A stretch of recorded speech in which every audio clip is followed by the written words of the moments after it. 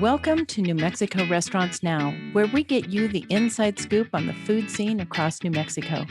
This episode is brought to you by NMRA's Chef Table sponsors. These businesses provide the most generous level of support to help keep our restaurants protected, informed, and successful. So thank you to Benny Keith Foods, the Food Industry Self-Insurance Fund, Heartland Payment Systems, Shamrock Foods, Cisco New Mexico, and U.S. Foods. We wouldn't be here without you. I'm Carol White, CEO of the New Mexico Restaurant Association, and our guest today is Chef Kiko Rodriguez with Izanami Restaurant at 10,000 Waves in Santa Fe. Welcome, Chef. Oh, thank you. Thank you very much for giving us the opportunity to be part of your program and creating these amazing interviews with restaurant owners and chefs and people around New Mexico to give us the opportunity to promote us. Thank you. Thank you again for the opportunity. Oh, absolutely. Well, I have been going to 10,000 Waves for, I think it's been 30 years, probably since 10,000 Waves came to Santa Fe. And I have not been to the restaurant yet. And my bad, because I absolutely adore Japanese food. I owned a Japanese restaurant. That was my first restaurant that I owned. And so I've been trying to get up there, but just haven't. So let's talk a little bit. I actually want to get to know you a little better. Let's talk a little bit about your background and what brought you to Santa Fe and what brought you then to 10,000 Waves and Izanami. Well, I'm being in New Mexico for about 18 years, and I came here to visiting my family. My sister was here already, though, and I'm ending liking the city, and then I met my partner, and we got together, and we got married and have kids now. And I started working in the restaurants around 2005, I believe. And this was back in the days when I started from scratch. I started as a dishwasher, and this was in the Anasazi Hotel. And then I moved around other restaurants in downtown Santa Fe, great restaurants under great chef like La Casa Cena. I was at La Boca under James Campo Caruso. And then I kind of started getting more into the cuisine, like right away when I, was doing dishes. I also worked under Restaurant Martin, and he was one of the chefs that gave me the opportunity to start cooking. And I feel a connection with the cuisine because my heritage, my background, growing up with family that likes to cook and likes to share the food on the table. That was kind of like made me very interesting to become a chef. And that's pretty much how I started. But more like, I was said 10 years ago is when I was starting running restaurants and kitchens, and I just feel connection and I have a lot of love and passion for cooking, and I think that's what really get me into the cuisine. Nice. Well, and those are every single place you mentioned are just some of my favorites in Santa Fe, and so knowing that you've been in those kitchens, I know that your food has to be fabulous. So talk to me about the fact that you are not Japanese and you're heading up a Japanese restaurant. And like I say, I had a Japanese restaurant. I'm not Japanese either, so we have a connection here. And so talk to me about that, because I know, the food is different and it's very fun to work with. Yeah, well, the opportunity came to me around almost 6 years ago when I came to 10,000 Ways to work for Izanami. And they were in the process of looking for a chef. And one day the owners came to me and says, we love what you were doing in other restaurants. We know you are very talented, and we would like to give you the opportunity to run this place and see what you can do for us. And in that moment, I was like, nervous and shocked because I was, I never cooked Japanese cuisine before, but I feel the connection with the ingredients because it was a whole other world to play with. The Asian ingredients was something that I always want to cook with, and before Izanami, I was never able to do it. So I told them that I will take the opportunity and see how it goes and see if they like it.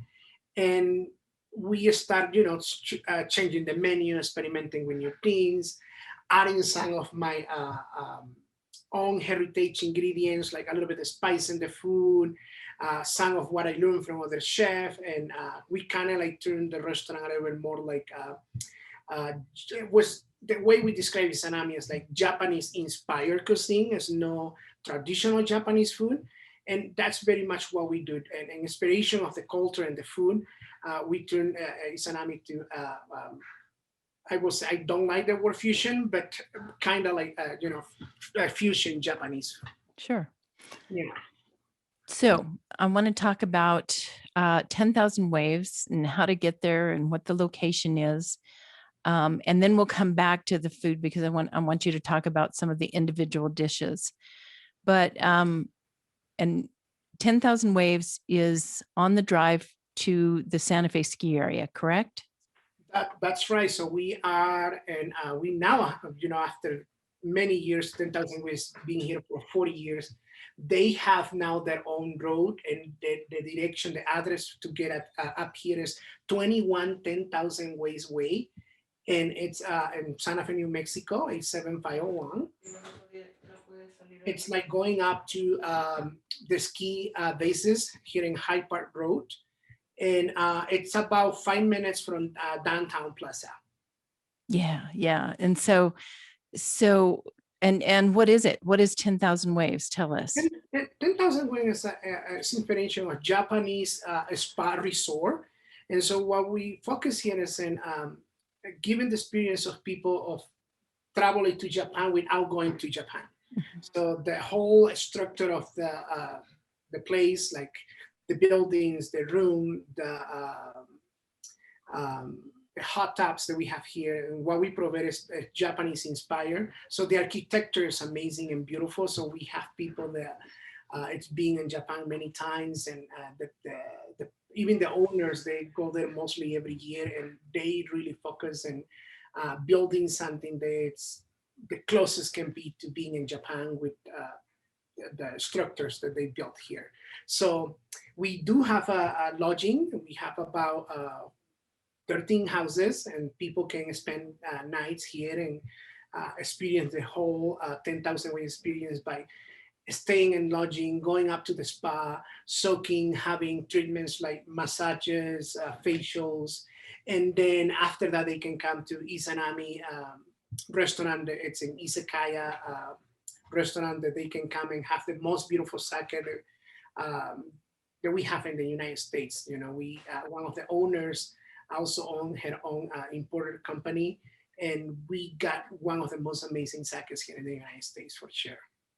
Very cool. Yeah, I saw that they have a multiple selection of sake, and she's like a connoisseur, and I that would be just very much fun. Well, and again, like you say, it is just this wonderfully meditative place where you walk in, you feel like you've walked into a Japanese dojo or a Japanese meditation space, and it's absolutely lovely. The soaks and the hot tubs are wonderful. They usually look out onto some forested place in New Mexico, and it is gorgeous. So. Yeah. It is definitely a place to come and relax and get away. Even like people around New Mexico can just have a great vacation by they just come up and for a weekend, and they will definitely enjoy it. It's something different though, for sure, what you got experience here. Very different, very wonderful. So let's talk a little bit more about the food, and tell me tell me what is your favorite dish, and then tell me what some of your customers' favorite dishes are. Well, no, the biggest challenge when I take over this restaurant was that the first thing they told me that we don't allow to serve fish in the menu, and that was like a little crazy and for me, and because I come from Veracruz, Mexico, the south, when it's all about fresh seafood, and I'm a fish lover, and the owners were like, it's hard to get fresh fish in the restaurant, is why we don't do it. And we just don't believe that the fish can stay fresh in the walking. And we just rather not do it. And I was like, and let's just start like doing specials, let's try to incorporate some of the fishing specials and see how it goes. So we started creating the chef tasting menu, omakase is how they call it in Japan. And what we did, we started incorporating some of fresh fish coming direct from Japan, some from fish local companies that we have here. And people feel the connection, and we started building our business because that was what's really the people was looking for. And when we said, we have a Japanese restaurant, a lot of the guests that were coming up here, they were confused because they were thinking they were coming to a sushi restaurant. And when they were coming to the restaurant, they were saying that they want some sushi. And we were like, well, no, we don't serve sushi here. And we still don't serve sushi. But now we have way a lot of more fish than when I was started here, like almost 6 years ago. So I mean, our menu is a diversity of izakaya style food, and also some of them are my own creations that I've been doing with playing with the ingredients of Japan, and some of the Mexican ingredients I use as well.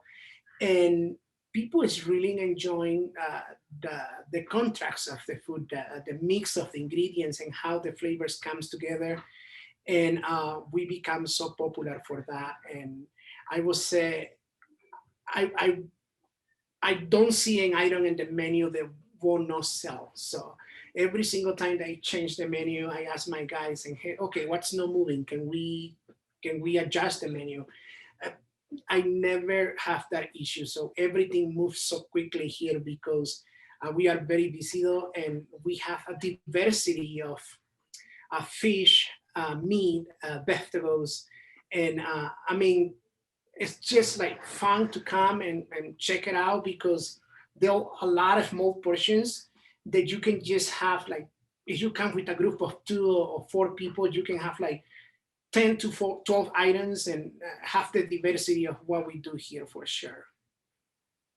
Interesting. So you developed the menu that's there now. Is that correct?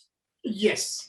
Well, That, and that, I looked online and I was just blown over by really how Japanese it is. And then again, you're bringing in those kind of Latin, Mexican, Veracruz things that you love, and the menu looked incredible. So what is your favorite on the menu? my favorite in the menu is the fish, and I really enjoy the shirashi sushi. And this is again, we're talking about sushi, but we don't really do sushi. And shirashi sushi means it's a rice bowl that comes with a sliced fish on top of the rice, like sashimi styles with 3 different kinds. Can be ahi tuna, salmon, hamachi.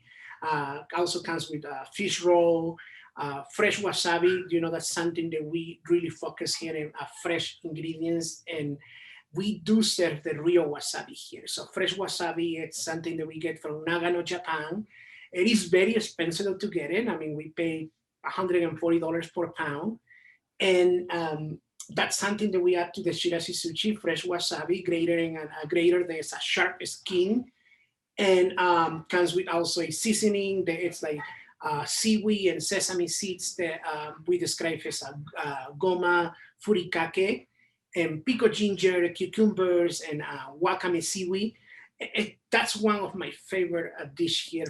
Definitely for lunch, dinner. I just enjoy it all the time. Well, chirasi sushi has always been one of my favorites. Um, Oh, nice. yeah, before early on in my restaurant's history, we did not have sushi. We were in Las Cruces, New Mexico, and Oh, it sushi hadn't gotten popular yet. This was quite a few years ago. And we started out with things like green chili sushi, and the wow. other thing that people really loved was our green chili tempura. So you might try that sometime. It was better than any All right. relleno. Yeah, it was Wow. absolutely to die for. Hmm. Um, I would love to when it's a chili season, right? Yeah, So, exactly. And when it's green chili season, you could do that. And you know, as a New Mexican, you don't have to put chili on everything. But when we were trying to get people to try our food in southern New Mexico, we were we were trying everything, including frying up some chili.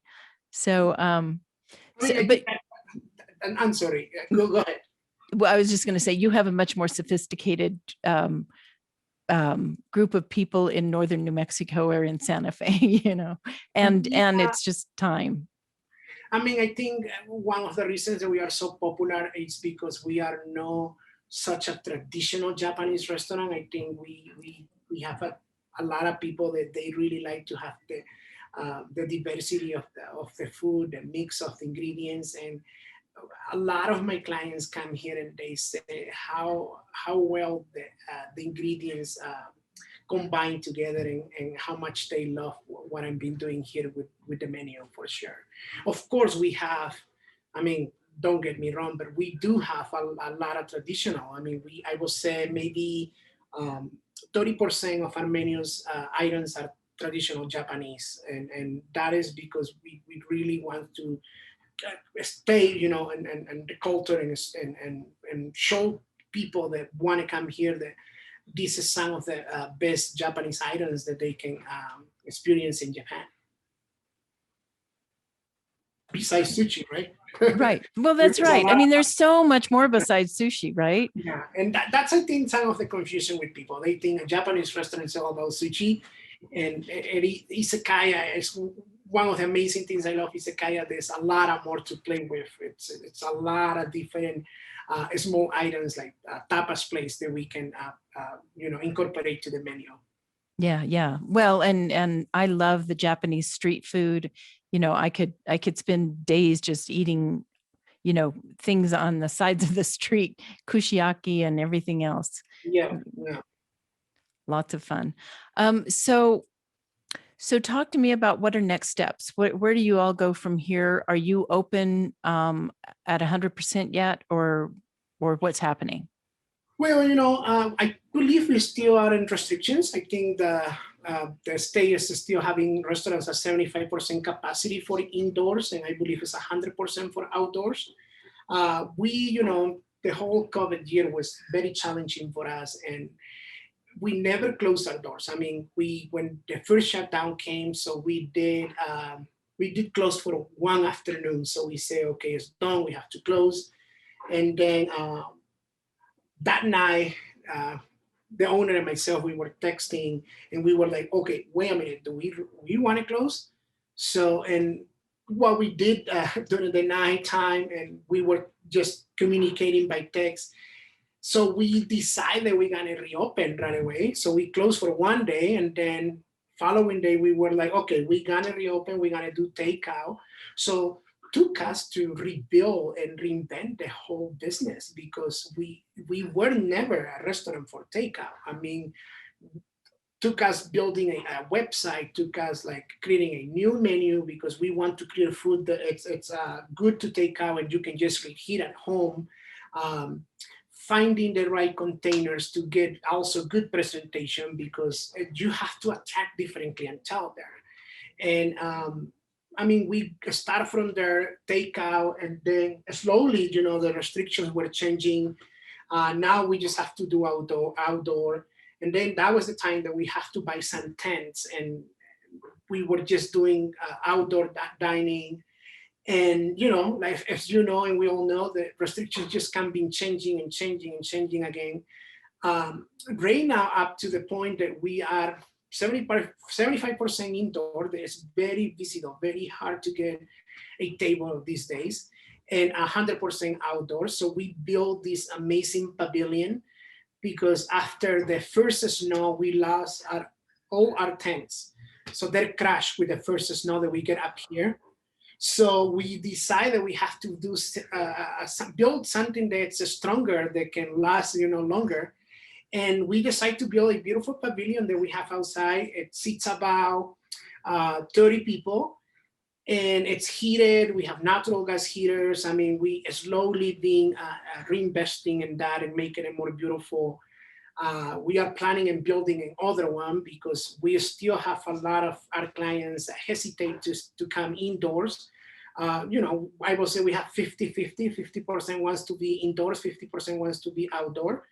And that's very much the direction we're going right now. So I mean, it's amazing that we are back on track. And a few months ago, I said, "Oh, this is feel like a restaurant again." I mean, the whole takeout was good. Was nice to have it because it was a way to stay employed, to employ some of our people in the kitchen. But definitely, when I was able to go back in the kitchen and see faces and talk to customers. That was like, oh my God, this feels so good because was a while without having the connection with people.